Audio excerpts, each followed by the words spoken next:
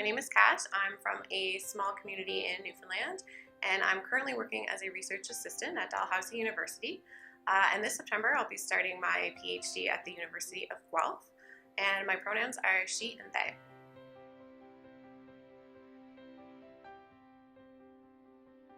Yeah, for sure. So right now I'm actually working at the Couples and Sexual Health Lab.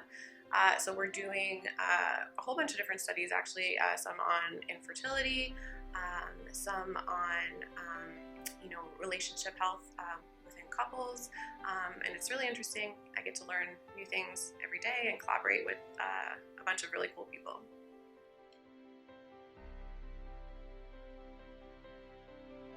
To me, I think it means freedom. So the freedom to be myself, the freedom to explore who I am, and also the freedom to not kind of be constrained by traditional gender roles or heteronormative societal expectations.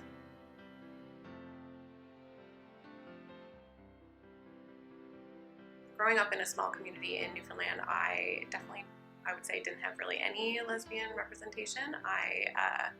And I think the few characters maybe that I did encounter didn't look like me or didn't act like me.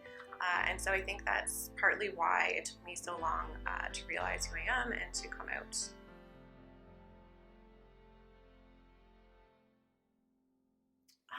So I think growing up, I always felt different because of my mental health. I've had OCD since I was 8 years old, and so growing up I did feel very different than my peers. And I think, I didn't want to be any more different. So I didn't want to come out, I didn't want to be gay, I didn't want to be a lesbian. So I think, that's partly why it took me a long time to come out as well, having both mental illness and being from the LGBT community.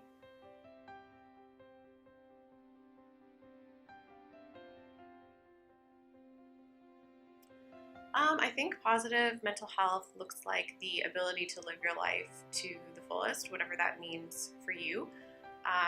So the ability to cope with stress or difficulties or bad things happening to you, but to cope with that or deal with that in a really healthy and productive way.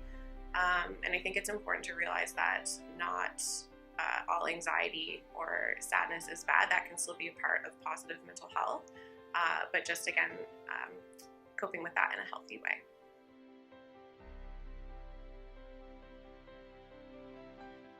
Growing up, I knew I was unhappy in my relationships. I was unhappy with myself, but I honestly didn't quite know why. And again, I think that relates back to kind of the lack of lesbian representation growing up.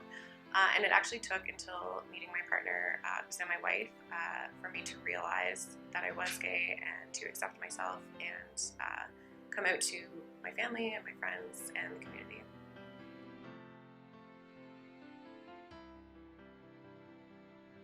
I didn't always have access to therapy for financial reasons, but I did start going to counseling around age 19. I kind of went on and off. I didn't quite really commit to it until my mid-20s. That's when I found a therapist who I really connected with, and I also started medication at that time.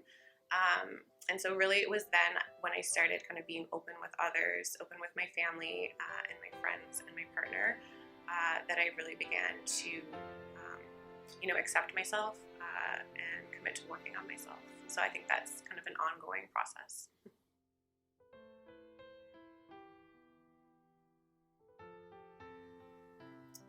I think reaching out to friends, reaching out to family is super important. And just realizing, it might be one bad day. It doesn't have to be, a bad life, because sometimes, you think, oh, it's such a terrible time, such a terrible day.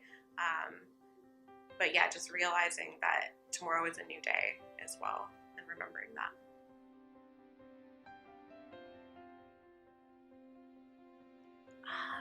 I think I would tell myself to not be afraid to be different.